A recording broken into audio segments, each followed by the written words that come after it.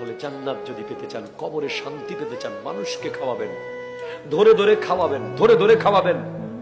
প্রতিবেশীর জন্য ঝোল বাড়িয়ে রান্না করবেন,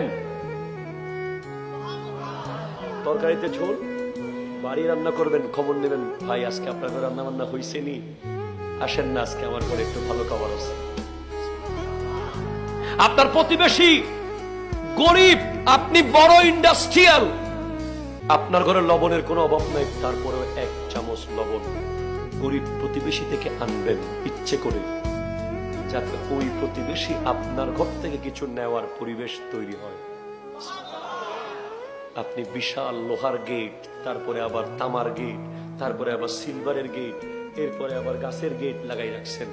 প্রতিবেশীর ঘরে একটা পেঁয়াজ হলে রান্না হয়ে যেত, 1 চামচ তেল হলে 1 বেলা রান্না হতো। কিন্তু আপনার এমন পরিবেশ, প্রতিবেশী কোনোদিন লজ্জায় মুখ ফুটে বলতে পারে নাই। আপনি আল্লাহর দরবারে আপনার মতো নিকৃষ্ট আর কেউ থাকতে পারে না। যে আর প্রতিবেশী তার ঘরে আসতে পারে না, তার মতো নিকৃষ্ট আর কে আছে?